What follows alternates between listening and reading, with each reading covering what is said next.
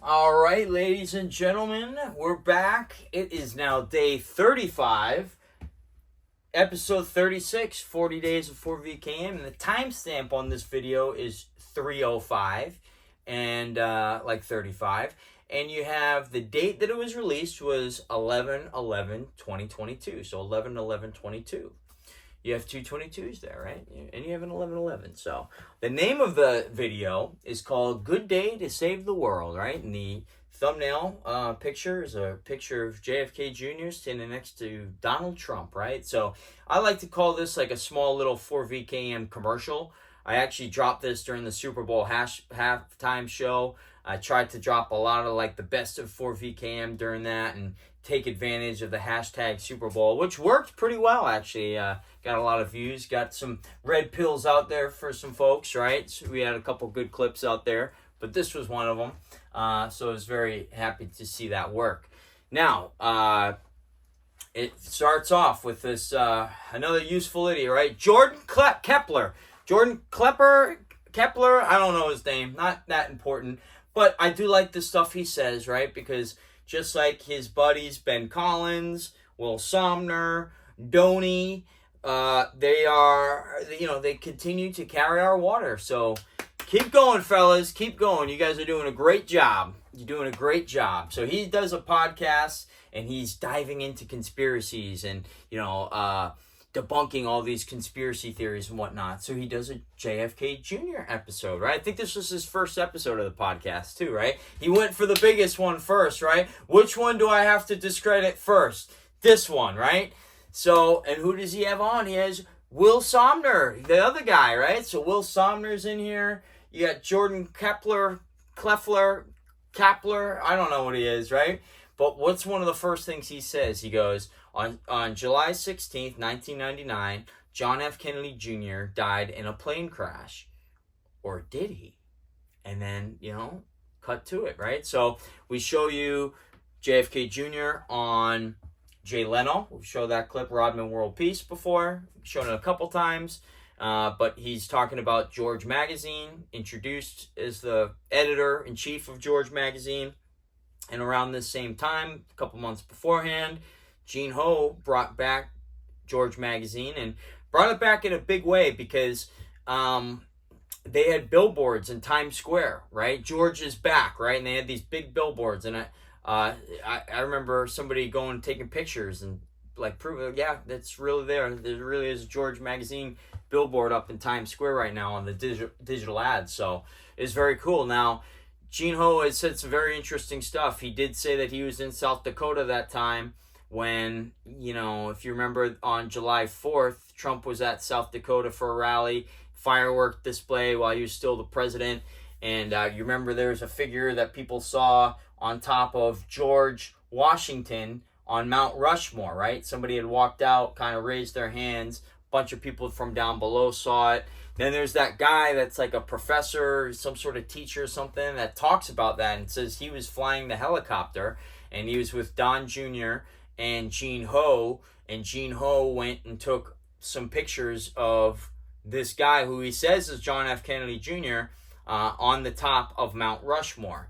Now, Gene Ho has not denied that. Gene Ho has talked about it actually, and he hasn't denied it, right? Now, the other thing that I found very interesting, something that Gene Ho said, was when they asked him, he was explaining why he's doing George Magazine, and he mentioned something along the lines of he can keep secrets. He's very trustworthy, right? They trust him. He's built up his trust. That's his reputation, is that he's not going to talk about anything that he's not supposed to be talking about. So, if there was a plan with this guy, Junior, going on, then, yeah, you wouldn't want people talking about it, right? I break that rule all the time, but, we're seeding consciousness, right? And who knows, maybe we're manifesting a new reality at the same time, too. So you have all those George Magazine stuffs, right? They ask him if he'll ever run for politics on Leno, and he says, no, I like being editor of the political magazine. I get to kind of stay out of it. It's almost like being the vice president or something like that, right? And what have people been saying? Trump, Kennedy, JFK Jr. is the VP. There's the signs, the flags, all that stuff, right? So it's just interesting. He says, I'd rather be vice president all those years ago, and then all these years later, people are talking about him being Trump's vice president. Now, Trump gets asked, who will be your VP around this time? And he goes, oh, wait till you find out, right? And there's been so much speculation still. We still don't know who is going to be in 2024. Some people think it's going to be Vivek, right? That would be an interesting one. It looks like Vivek's really trying for it, even though when he was running, he said he didn't want it, right? But who could say no if you're asked, right? That's why I always think it's funny when people say no, they would never be the VP. A lot of people say that the dream ticket would be RFK. So again, what are the odds that during this period where we're waiting for a certain Kennedy to come back, you have this other Kennedy, his cousin, who's in the pictures with the Anon masks with this gentleman, right?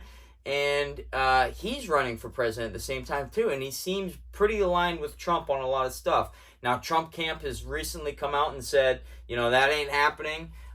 They've kind of been going at each other a little bit lately, so let's see how this all plays out. But a lot of people still say that's the winning ticket right there to beat the deep state and really extract their revenge on the deep state as well.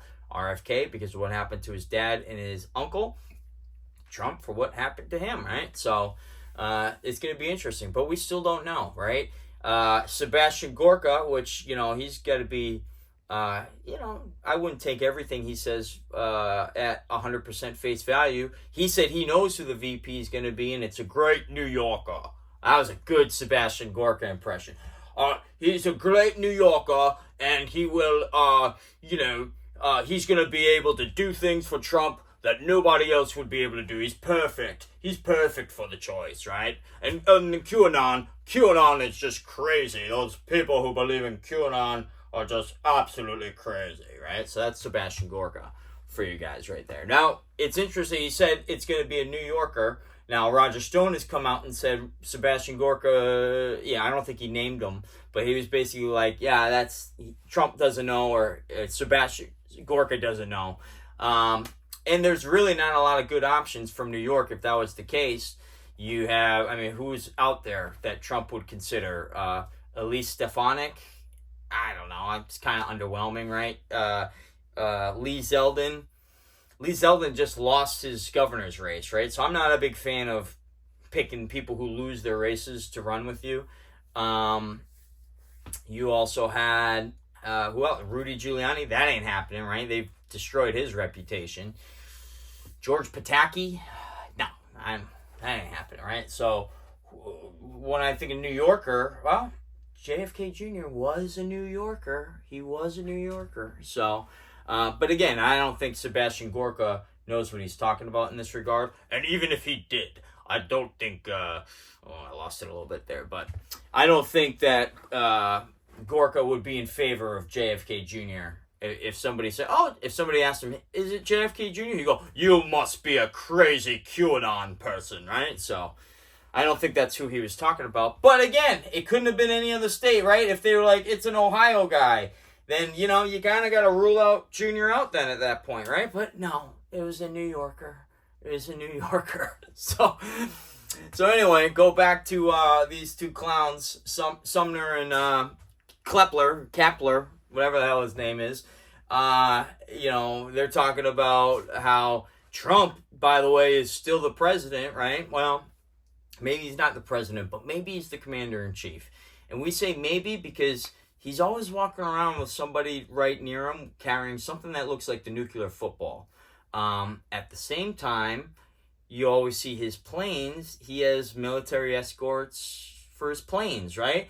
You also see he has presidential motorcades, including the black ambulance, right? So, it's very, very interesting why Trump would have all that when other former presidents do not.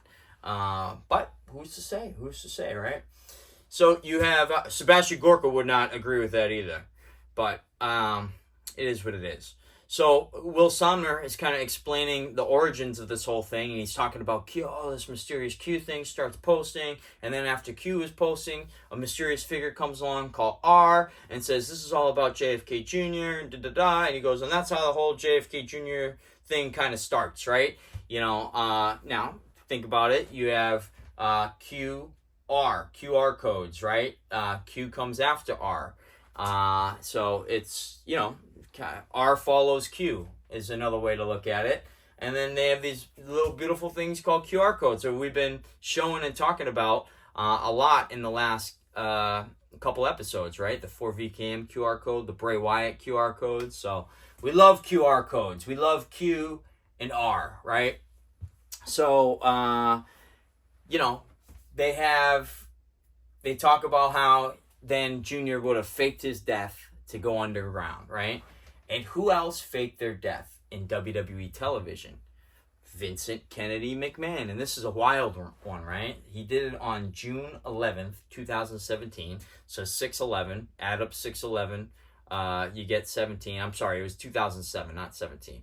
So 6/11/07, or 17, Vince fakes his own death he walks out of the arena, he goes into a limousine, he shuts the limousine door, and then you see the limousine explode, right?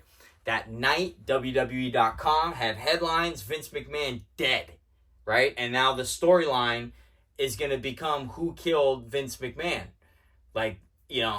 So now, a very funny story, fast forward to the future while Trump's running for president, Triple H is on with, I think, Howard Stern. And he's talking about how Trump's such a huge wrestling fan. And he was such a big fan, he says, that when Vince faked his death, that Trump actually called into the headquarters the next day to make sure that Vince was all right. So again, I find it interesting. How come when all these big Vince McMahon stories happen, Trump's somewhere in the vicinity of it as well, right? Look at the whole scandal thing that's going on right now with Vince, right? It all started at a Trump organization property, Trump Pac Stanford, right? So, it's just wherever Vince is, Trump's not that far behind, and vice versa too, right? So, Trump was very concerned that his friend Vince had passed away. Now, don't forget, this was 2007. This was 3 months after they had their match at WrestleMania, where Vince shaved his head bald, right? Or where Trump shaved Vince's head bald, right? When he had Bobby Lashley in his corner, Bobby versus Umaga, and Vincent Kennedy McMahon on the other side, so Umaga, right? So it's the same year as that. Now, here's the very, very weird part after that. They had to end this storyline, right? They weren't able to pay this storyline off. And some of the rumors is that Trump was going to be involved in this, where, maybe it was Trump who did it, right? Because somebody put a hit on Vince, right? Or he was just going to end up faking his death to see how people acted when he was gone, right? So there's a couple different working theories about what's going to happen. And at the following Monday Night Raw, or one of the following Monday Night Raws, I think it would have been 2 weeks after that, they're all going to have the funeral of Vincent Kennedy McMahon on Raw. But the night before that is when the whole Chris Benoit situation happens, right? And if you don't know about that situation, Chris Benoit was a very beloved wrestler in the WWE. It's very rare you find somebody that speaks negatively about him before this incident happens. And what ends up happening, something happens where him and his son and his wife all end up dead. And that happened the day before, the weekend before this Monday Night Raw. All the WWE wrestlers are at Raw to be part of a funeral for Vince McMahon. So they're all dressed for a funeral for television. And they have to cancel Raw that night because everybody's shocked about what happened, right? And Vince comes out and the next night in ECW and basically says, I had to end the storyline and over the whole Chris Benoit situation. And that was the last time Chris Benoit's name was ever mentioned in WWE. But it's very interesting that Vince had this storyline that was playing out about faking his death, and then this whole thing gets interjected into the middle of it. And then again, what's the fake news do? So the fake news jumps all over this story, right? And they try to find, obviously WWE is the scapegoat. And then how can they pin it on WWE? So even if what they say is true happened, where Chris murdered his family and himself, how can they somehow turn it on the WWE? Well, they blamed it on steroids. And they said, oh, well, there's the steroids again, and he had roid rage, and that's why he did what he did, and Vince McMahon and the WWE is for fault. So they took this tragedy again, and they spun it around to attack WWE. And that, again, is where I have to have doubts about the whole situation, because, I've never really gone into the whole Chris Benoit situation. But, there's a couple weird things about Chris Benoit. His first match ever was on 11/22/80-something, 89 maybe, or 90. I don't remember which year, but it was around that time, right? Look it up. Chris Benoit, first match, 11/22. Chris Benoit equals 122 in Gematria as well. So, it's just weird. And like I said, anybody that would suspect Chris Benoit did this, nobody would ever see it ever possible. Not to say that he couldn't have done it, but everybody that knew him didn't think it was possible. And what's Chris Benoit's biggest moment of his career? It's WrestleMania 20, Madison Square Garden. Trump's in the arena, sitting in the front row. They interview him. That's the one where Jesse the Body Ventura interviews him. And that show ends with Chris Benoit winning the World Heavyweight Championship, hoisting it up over his head. And from that point on, his family, the same family that gets murdered all those years later in 2007, that was 2004. So only 3 years after that, his wife, his son, and him all dead. And then he's painted as, as murderer and monster, right? And he erased from WWE from that point forward. So, not defending Chris Benoit, I'm just saying, if it wasn't for the media making this a story out of something that it wasn't, then I probably have less questions, right? But when you see them take advantage of a situation and spin it the way that they did, it seems like there might have been something more going on there. So we'll leave it at that. So now going back to the story, Kepler, Will Somner, they're talking about how JFK Jr. would want revenge, right? So he's going to fake his death. He wants revenge for what they did to his dad. So that's why he would have gone underground, because they would have known to come after him, especially if he wants revenge, right? They got to take him out then if that's the case. He becomes friends with Trump, right? And this is what I thought was funny, because you have Will Somner say, they were both New York socialites, right? So, of course, they had their picture taken every now and then. And everybody blows that out of proportion to make it seem like they're best buddies, he says, right? They seem pretty more closer to that, right? You have pictures of them at a basketball game, sitting next to each other, right?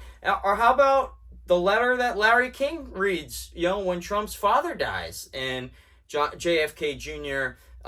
Sends him that letter about his dad and how he knows what it's like, no matter what age it is, to lose a parent. It hurts, right? So I think there was something to that best buddy statement. How many times now in recent years have you seen Trump mention JFK Jr. and talk about how they were best buds, right? Or how they were good friends in instances after instances, right? He even has letters from him in the Letters from Trump book, right? So it's very, very interesting, to say the least. I would say they are best buds, right? So JFK Jr. Fakes his death, goes underground, right? Just like how, Vince tried to do it in June of 2007. And they also mentioned, too, that he would be replacing Mike Pence as vice president, right? And, when did we kind of get an inkling that Pence might be dirty? It was the Bush funeral, right? Where on D5, when they're all getting their letters and their envelopes, right? All the bad guys get their letters and their envelopes, and then who gets one also? Mike Pence, right? #food.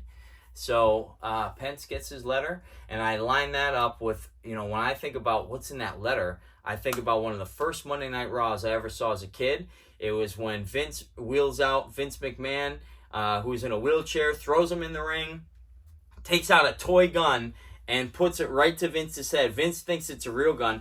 Everybody thinks it's a real gun, right? Nobody knew it was a toy gun. It almost got a little uncomfortable, right? Like, is Stone Cold Steve Austin going to assassinate Vince McMahon live on television? And then Vince pees his pants in this scene, right? And it ends up being a fake gun. And it shoots out, bang, 316. Like a little flag gun there. So, but as Vince is on his knees, Stone Cold Steve Austin takes the letter out of his back pocket and he puts it in Vince's coat pocket, right? And then he gets Vince up, flips him off, gives him the Stone Cold Stunner, and calls it a day. But what's the call from JR? JR's on commentary, and he goes, "What's in that letter? What's in that letter?" And that's all I can think of when I saw those guys getting that letter, right? Those letters at the Bush funeral. It was like, what's in that letter, right? We all want to know. Some people say it's golden tickets. Who knows what it is, right? But hopefully we find out one day, right? So these guys mentioned the fact that, like, yeah, at some point in the 80s or the 90s or even the 80s maybe, Trump and Jr. had made a deal, right? Well, what have I been saying? In the 80s, they were at least doing WWE stuff. Where did Vince find WWE? He found it near Hyannis in the Cape Cod, right? South Yarmouth, Massachusetts, on the anniversary of the corporation, 2/21/1980. So, I mean, it's not that far-fetched. Vincent Kennedy McMahon, right? WrestleMania all started up in the 80s. WrestleMania 4 and 5 was in the 80s, right? It's not that far-fetched. Right? So, here's the best part. Then they talk about he's living as this guy Vincent, right? And a lot of people think that Junior has played Vince McMahon at some points, right? I don't have an official stance on that. Maybe it's possible at one point he played him, but we know he's played a million different characters. So I can see if he played Vince. I do think Vince is a separate person, so I don't think that's, even though the graphic is them side by side, that's not why, I'm not saying they're the same person.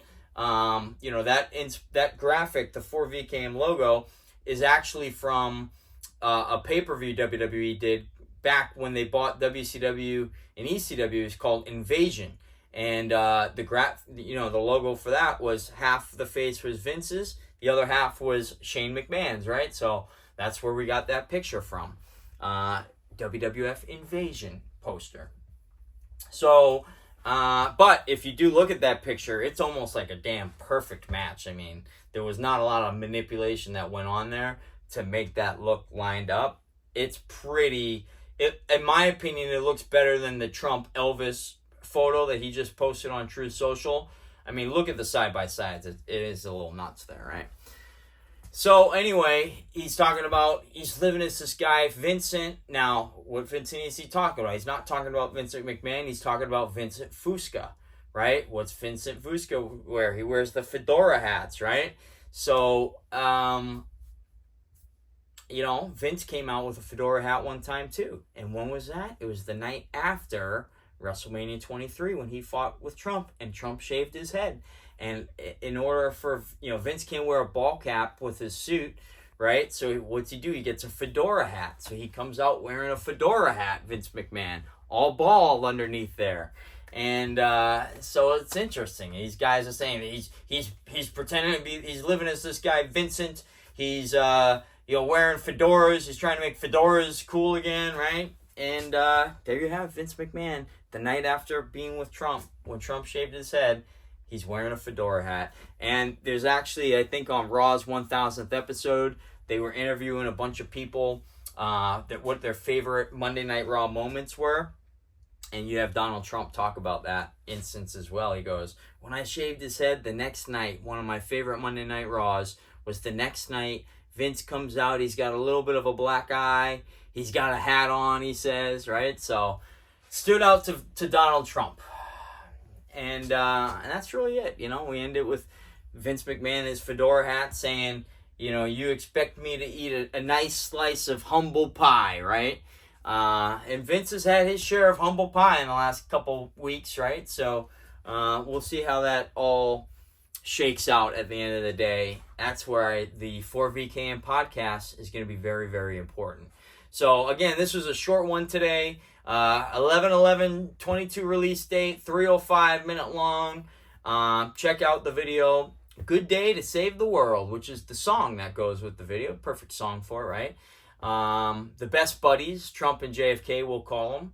And, don't forget to subscribe to the 4VKM podcast. We'll have the link for that below as well. Link for the video below as well.